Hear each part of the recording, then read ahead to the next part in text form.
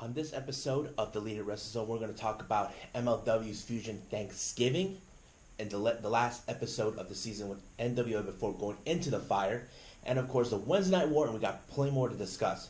So, whatever you guys do, go to a bathroom break and be right back and get ready to watch Deleted Wrestle Zone.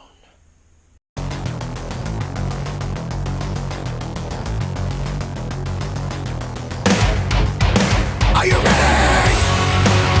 Get up, get up. Get up, get up. Get up, get up. Get up, get up. Get up, get up. Get up, get up.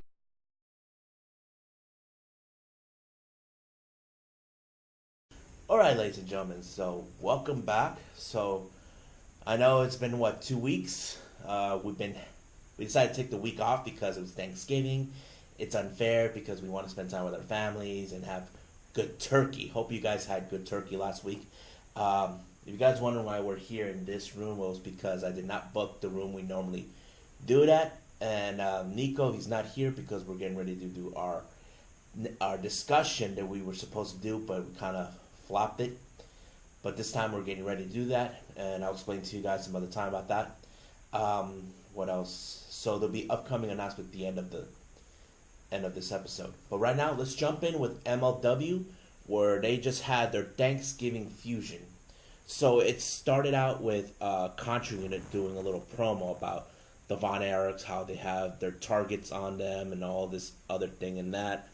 As you recall, they had an offer to the Von Erichs they can't refuse, where one of the Von Erichs will face Jacob Fatu for the MLW World Title. Now, 2 weeks ago, or was it a week ago? A week ago, when we were off, someone attacked Marshall Von Erich in the knee, and then Marshall picked Ross to do take his spot. Now, the initial thought that we thought it was Contra Unit because we know they're known to do this type of attack, but that kind of got into our heads on that. Now let's jump in with the first match. It started out with Injustice members that it consists with Jordan Oliver, Cotto Brazil, and Myron Reed. Now, Jordan Oliver and Cotto Brazil were in a Survivor match. Basically, if you eliminate one person, the other will remain. So basically, it's like kind of like Survivor Series, but only with 2-on-2 match. And they were facing against Senshi and Gringo Loco, a group that they had dealt in with months, making fun of Gringo Loco many times. The ref told Myron Reed that he's out of the match because he cannot have him constantly interfered, and that's how it happened. The match went great. They were throwing great high flying, and of course, I was the person that got eliminated was Senshi, but Myron Lee showed up, decided to help his friends, and of course, Injustice took the victory. But like I said, I have a feeling that they're going to get their butts whooped by Contra Unit because Myron Reed has something they want, which is the middleweight title. So we'll get to that when that time comes in. And then we jump in where there was supposed to be an interview with Cassie, who was supposed to interview Priscilla Kelly. Now, Priscilla Kelly attacked her out of nowhere. I mean, Casey is not a wrestler. She's an interviewer, a broadcast member of the team. And then she beats up the camera guy. You know, she's now... It's like, right now, she's taking the entire thing way too serious. Like it was like, whoa, this is crazy and nuts. I don't know how far they're going to go with it, but it was great to see that. And then we saw the debut of MMA fighter King Mo, who he was in the match against Promociones Doradas, Ricky Martinez. That match was unbelievable. Of course, I had that feeling that King Mo was going to win a victory on this one because, come on, he's MMA. How do you beat a guy who's MMA? So that's how it is. So basically, this is his debut match, and it went great. And then it was announced that the next week, Selena De La Renta will return. Assuming maybe we're not sure what they're going to go with because Contra Unit did say that they have destroyed a kingdom, and that was Selena De La Renta. And then we jump in with a little segment with Dynasty, where, if you recall, what's his name? Alex Hammerstone has a big gift for Richard Holiday and MJF. And that big gift was this big, huge guy named Gregon. And of course, they were impressed. They're like, oh my god, that guy is huge. So of course, they were going to use him for one of their kind of like Battle Royales matches that's almost coming up. Of course, Dynasty needs a win for this one, but we'll see how that goes. And then we finally end with the main event with Jacob Fatu putting his title on the line, the MLW World Title against Ross Von Erich. As usual, we've seen somehow is always on Jacob Fatu's side, and Filthy Tom Lawler was on Ross's side, and then it was going great until more interference was happening. But the biggest shocker happened, that Filthy Tom Lawler hit Ross Von Erich with the chair. He stabbed him, and Jacob Fatu picked up the win while the ref was knocked down and didn't see a thing. And that's when the buzzards started to come around. Now, we all assumed, was it Contra Unit that attacked Marshall Von Erich?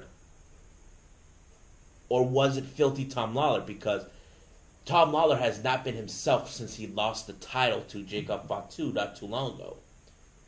And the strange thing is, he was the one who brought the Von Erichs to MLW to fight with him against Contra Unit. So basically, we don't know it is. I know Ross and Marshall will get their revenge against Tom Lyle. Now we're calling him the Filthy Traitor.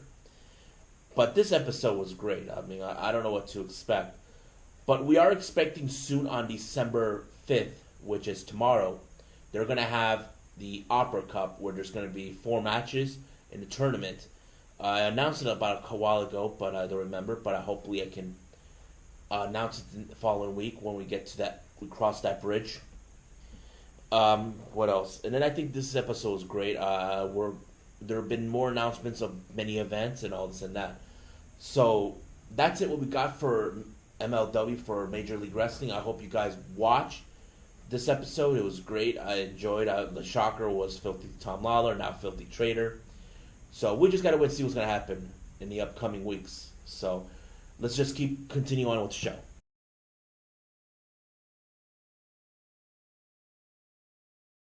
All right. So as you know, we haven't been covering much of Impact Wrestling, but recently we have. So this packed Impact Wrestling show was okay. You know, there were certain great matches I did like, and some old familiar faces were back. So let's start with, it was supposed to be with a match that consists with Eddie Edwards and Brian Cage. It was a great match. I mean, it was like, wow, unbelievable, until Michael Elgin shows up and crashes the party. He decides to throw a fit because he got disqualified himself 2 weeks ago for trying to be the number 1 contender for the Impact World Title, and he decides to take his frustrations out on somebody, and he chose Eddie Edwards and Brian Cage, and then it was turned into a triple threat match, and it was like we're seeing back and forths, you know, great moves from Eddie, Brian, Michael.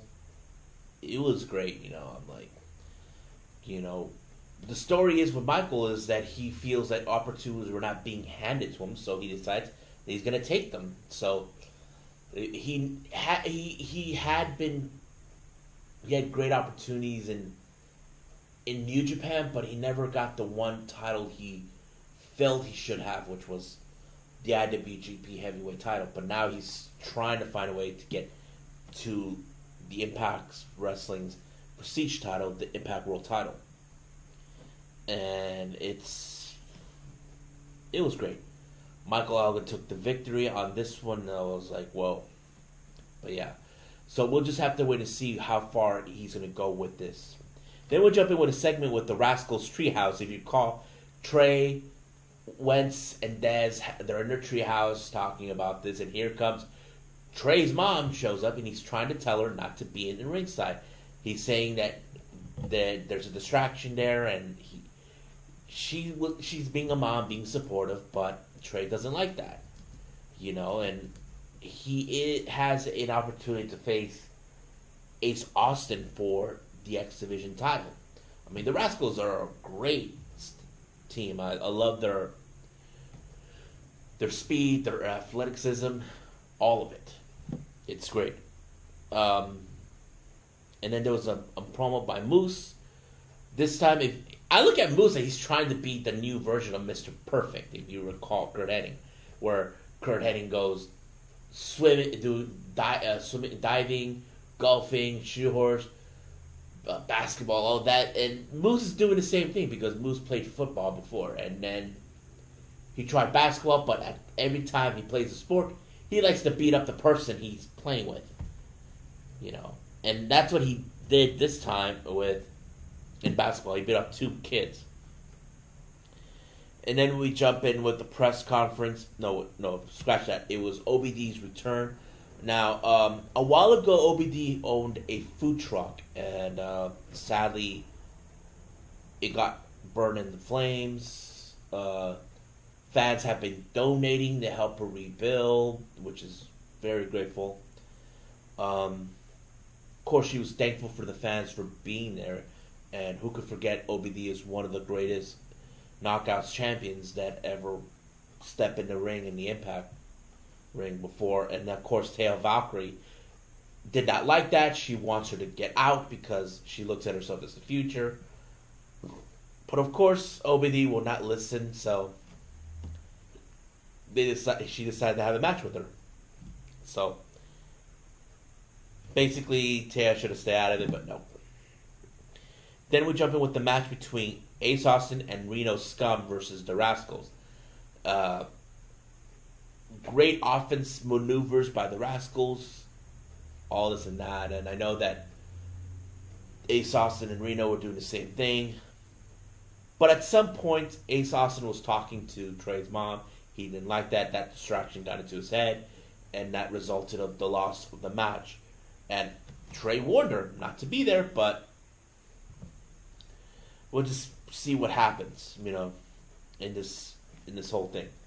Then we go backstage with Jordan Grace talking to OBD and all this and that, and of course he donated her $20 for her to help rebuild a food truck, and of course OBD felt thankful for it, all this and that. And then we see a segment between Joey Ryan and Johnny Singer. Now, as you all recall, those two got their asses handed by Ken Shamrock, so Johnny Singer was set up in a match against the Canadian Destroyer, Petey Williams. And Johnny was telling Joey, look, I need your help. Just when I'm in the match, I'm going to call you out. Please help me. And Joey was on his phone like this, just not paying attention to him. So I don't know if he's trying to be friends with him or whatever's going on, but it's funny. And then we jump in with RVD, who was there with Katie Forbes, his girlfriend. Apparently, he's like being that guy, like saying you're still stealing my moves, all this that. But Tommy Dreamer tried to sell this once and for all between this feud between RVD and Rhino. So they're gonna have a match between them, and Tommy Dreamer decided. But RVD's like saying you're holding on to the past. You know, I'm moving on to the future. So no thanks. Tommy was like not happy the way RVD's behaving. But Rhino shows up, beats the crap out of him, and it took a big security team to hold him down because Rhino is still trying to get his hands on him because RVD was like saying that people have stolen his moves over the years, all this and that. Then we jump in with a segment where people congratulated Rick Swann because he took out at least Moose, Michael Elgin, but he lost to Brian Cage in that match where it was supposed to be whoever wins gets the number. And people were impressed by him. He got congratulations from Ace Romero, Chris Sabian, of course, Willie Mack, and here comes the North, Josh Alexander and Ethan Page, where they congratulate him. And of course, Rick Swann already said that he had his mind set with Willie to go after the titles, and they're going to do that. They're going to accept their open challenge. And I think that's taking place soon. I'm not sure, but we'll just get there. And then there's another segment with Faha Ball, where he is still trying to recover the fact that he got himself whooped up by OVE as always. And then we had a flashback moment in the match between the title match for the Knockout Championship between OBD and Mickey James. And of course, the winner for that match was OBD. I don't think I saw that one. And then we see another segment with Susie, James Mitchell, and Jessica Havoc, where James Mitchell is trying to find a way to bring Su Yung back because, as you recall, Su Yung is the undead queen, and Jessica Havoc kind of killed her, but Susie came to life. So we just don't know where they're gonna go with. And then we had a match between Johnny Swinger and Petey Williams. Now, as you recall, Johnny Swinger told Joey Ryan to come out and help him. Well, he didn't do that. He didn't help him. So basically, he was ignoring him. I think he just had no interest in being friends with him. I don't know, but we'll see where that goes. It's so hilarious that he didn't come out. I mean, who wants to be friends with a guy who took a crap on Ken Shamrock's bag? Not me, for sure. Then the main event was a match between OBD and Taya Valkyrie. It was great, but of course OBD gave his little whiskey drink to Johnny E. Bravo, and he was like drunk out of his freaking mind. It was so hilarious. It was great. Taya had no clue what to do, and here comes Jordynne Grace to help, and kind of got into Taya's head with holding her title. And that results of losing the match. Taya doesn't know what to think, what Johnny Bravo was thinking. He was like, like all drunk. Must have been some strong whiskey. And of course, OBD offered her that same drink to Jordynne Grace. And of course, why not? But it was great. I mean, I have to say there's some interesting stories in this episode that they had. I mean, I would love to see that. I mean, maybe that's one of the few things that I may like about Impact, that they may have great talent, but some of the stories are better. I'm not sure. But we just got to wait and see because I'm still trying to get used to Impact. So we'll just go back to that some other time, hopefully next week. But right now, this is the end of Impact's Wrestling's segment. So let's move on to the next segment.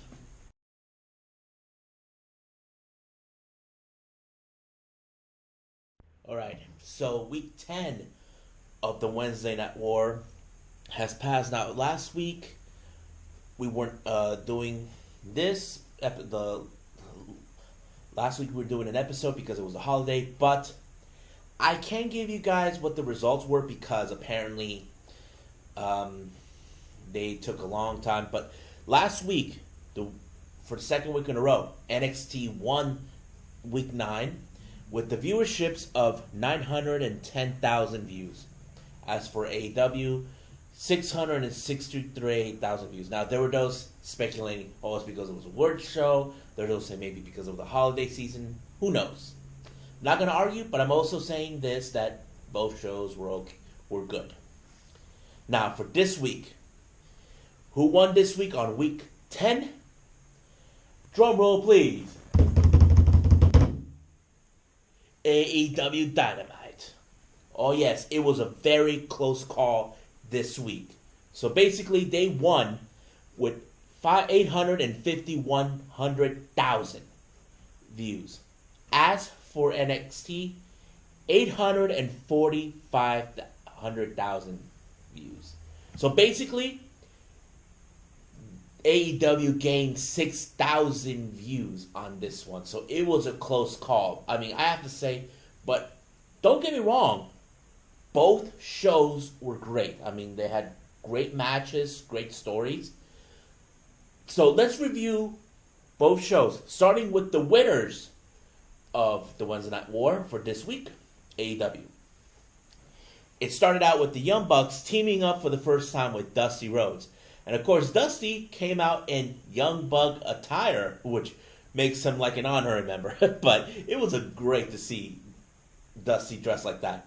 They were facing up against Inner Circle's Sammy Guevara and Proud and Powerful, or Santana and Ortiz.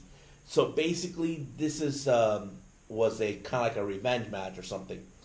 So they were throwing great matches between both sides with the Bugs, Dusty, Guevara, Santana, Ortiz.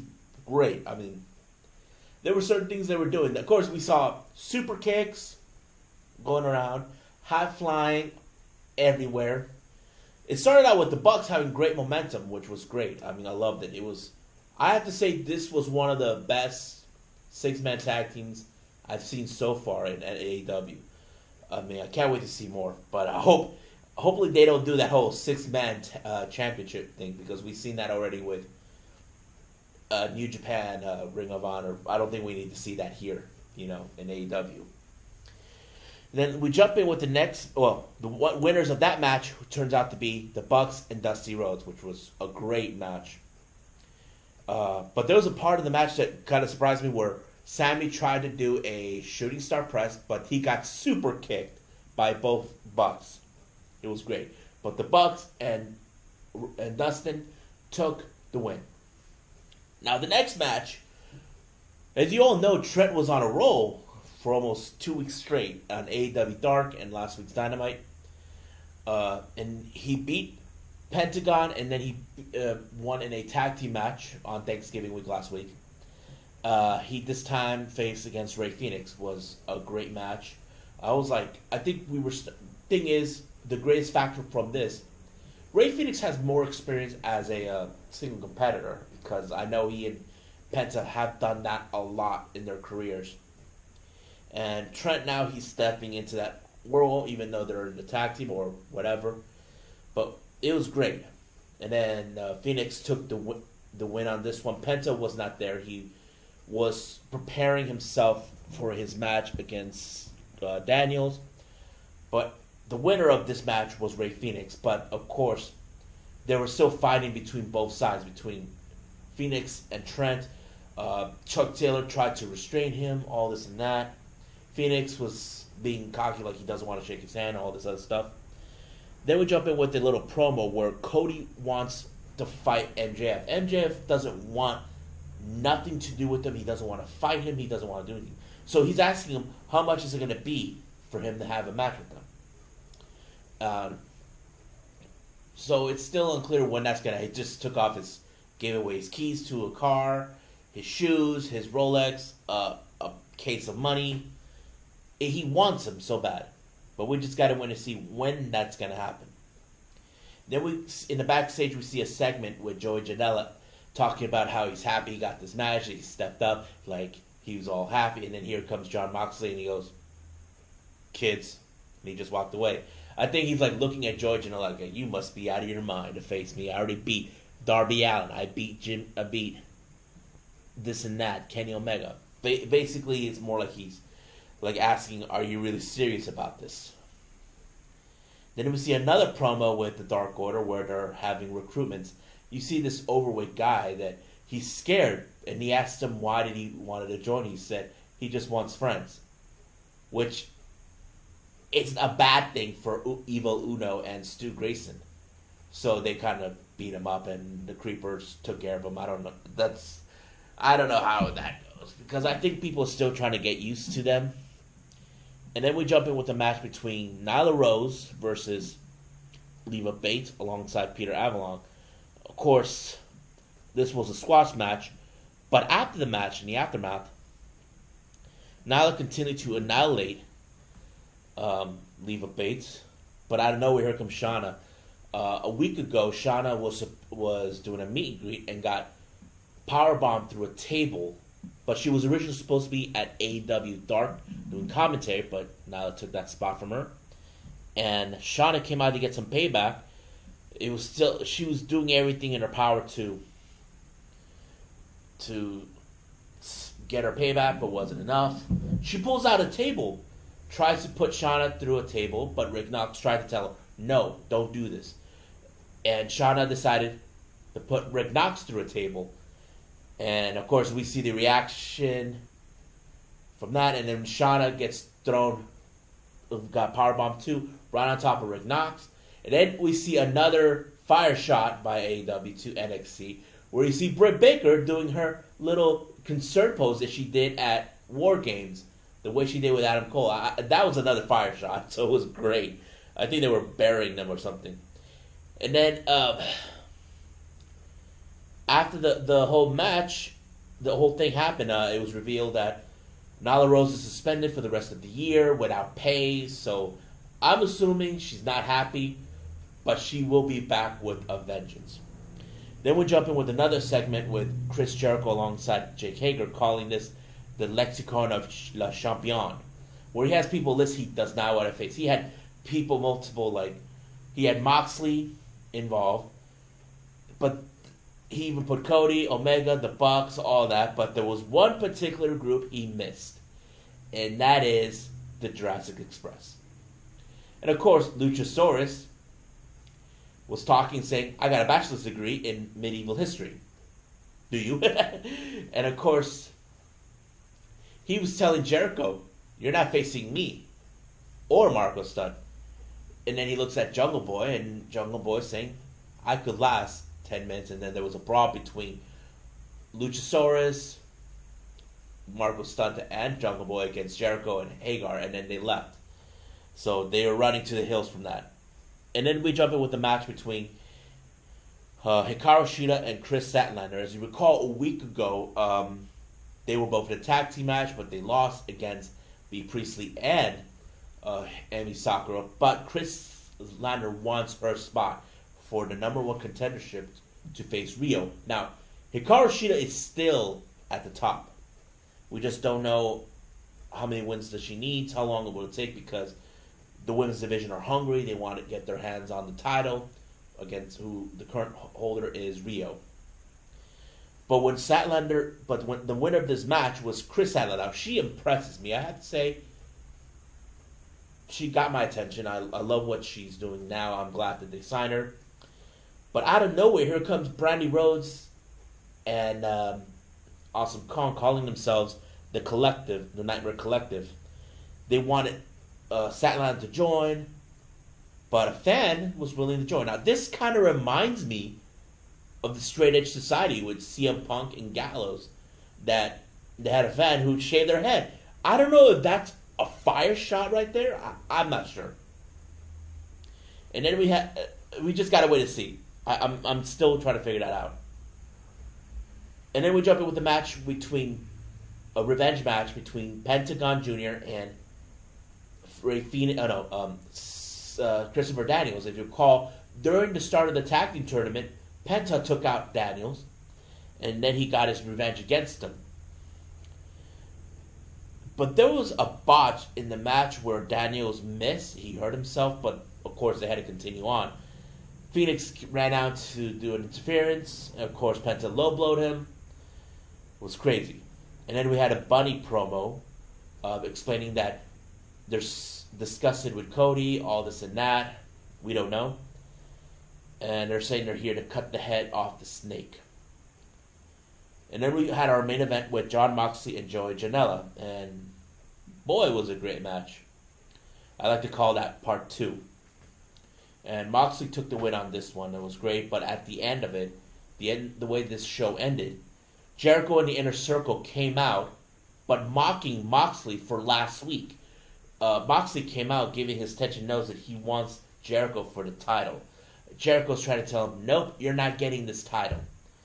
But we just got to wait and see what's going to happen for next week, because he is scheduled to do one more title defense for this year, and we'll see how this 2020 will go. Now let's go with NXT. It started out with, it was supposed to be a match between Killian Dane and Damian Priest, but Damian Priest was out, injuring his ribs. Dane demanded a fight, and here comes Pete Dunne, who was willing to give him one. I mean, it was a great match. I'm not going to lie, it was brutal from both sides. Dunne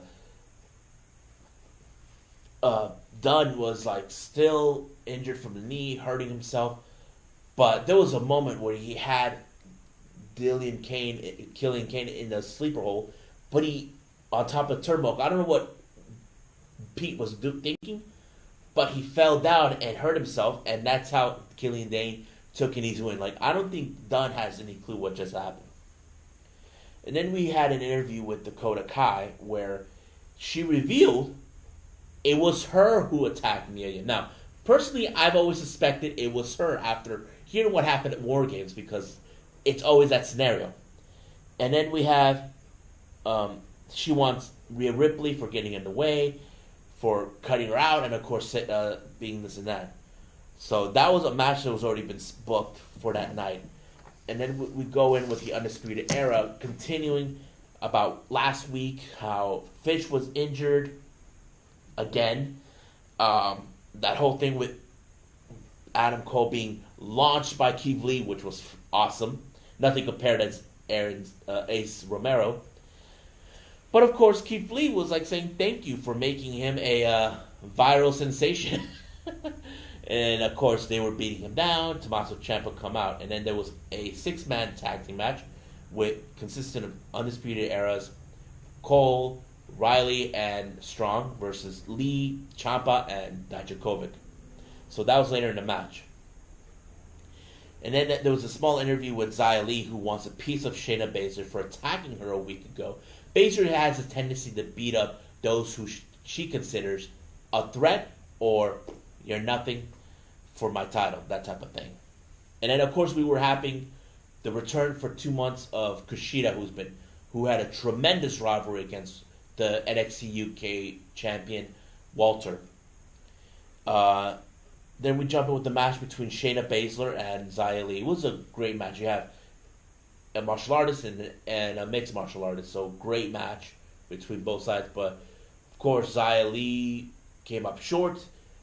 Shayna Baszler took the win. And then we had Cassius Ohno, who has returned. I think they said he was in the UK or something. I don't know.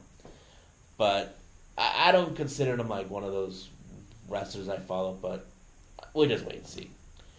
And then we had the Forgotten Sons, and I like to call it another squash match against Adrian Atlantis and Adrian Ruff.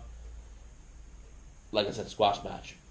But later was supposed to be the match between Dakota Kai versus Rhea Ripley. Now, Ripley came out telling her that Dakota Kai fell for her trap. Apparently, Maya Yim shows up to get her payback against Dakota Kai, and Ripley was just enjoying herself, happy how Maya Yim is back and kicking her ass for what happened at War Games. And then Baszler shows up with her company and attacked Ripley because, of course, Ripley still wants a piece of Shayna Baszler for the title, and Baszler was not willing to give her, but right when she put her to sleep, she said she'll get that chance in 2 weeks' time. We'll put the title on the line. Then we had a promo with Isaiah Swerve Scott, and then the match between Cassius Ohno, his return match, against the original Bro, Matt Riddle, was great, because apparently Cassius Ohno, his match with Matt Riddle only lasted 6 seconds. That's his match ever, from what I'm hearing. And of course, Matt Riddle won. Was great, longer than I expected. Then we had that return match with Kushida versus Raul Mendoza, but Cameron Grimes shows up and takes out Mendoza, and he decided that he wants to be Kushida's welcome mat.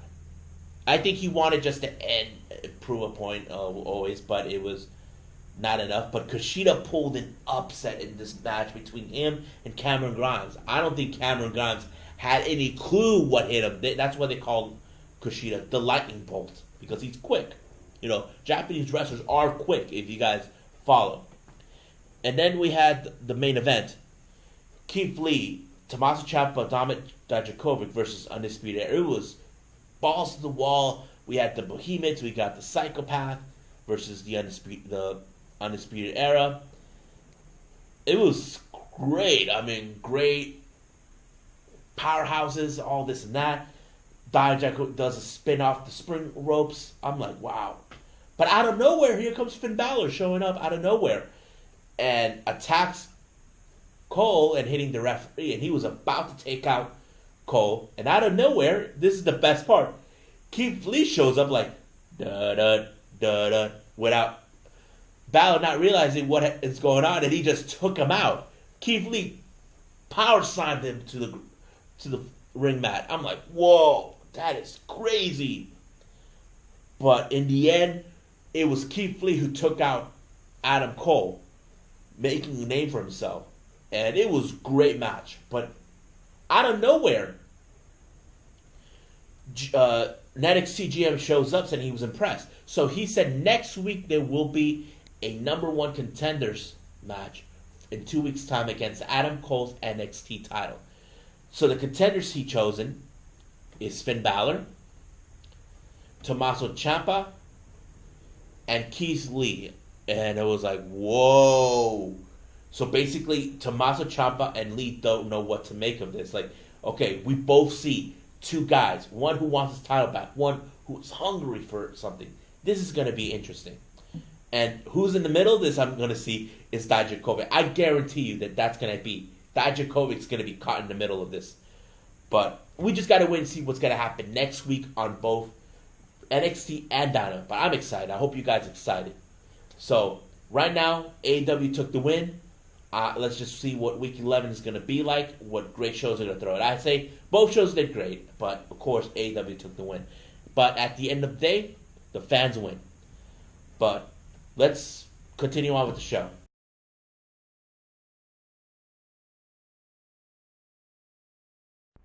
Okay, guys, so here's the news updates that I throw on. You may have or may not have heard of them. Now, as you all know, ACH is no longer with WWE. He said he quits. WWE said they released him.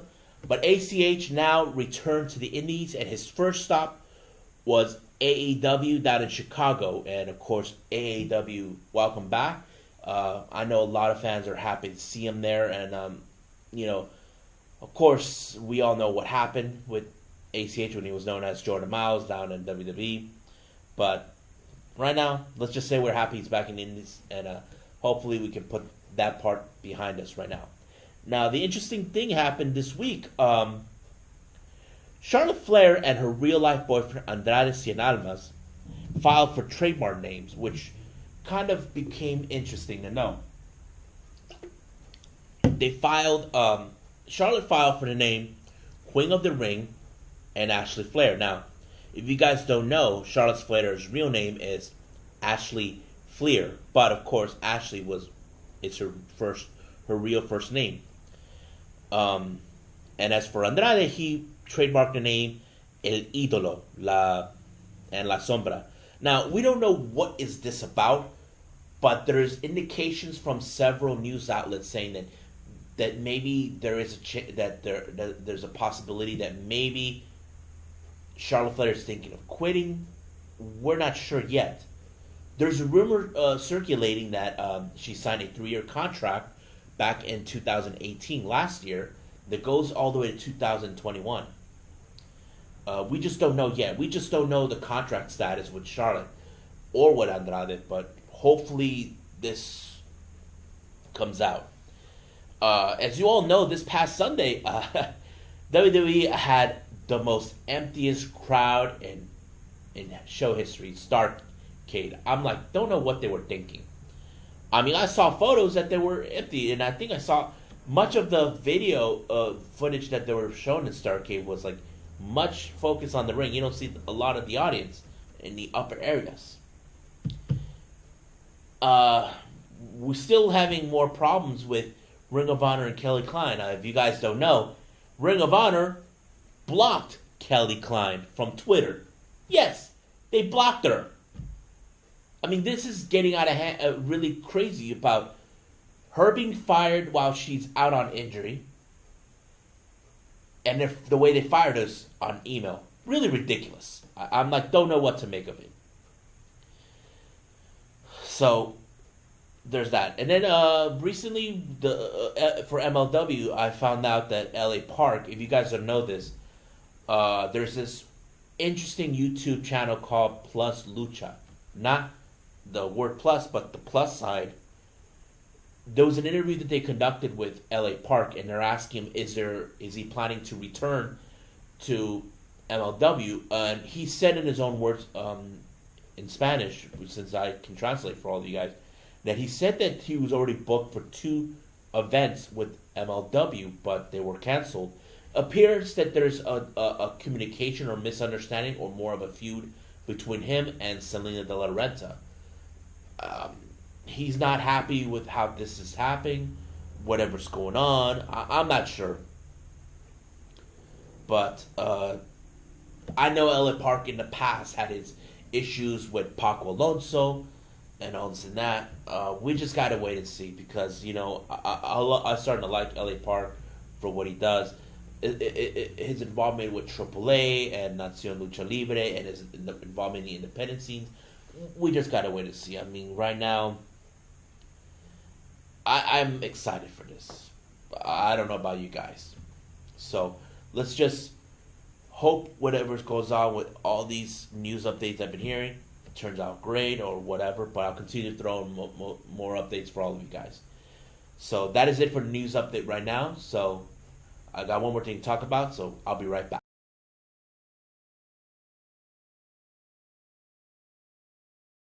Alright guys, so before I go,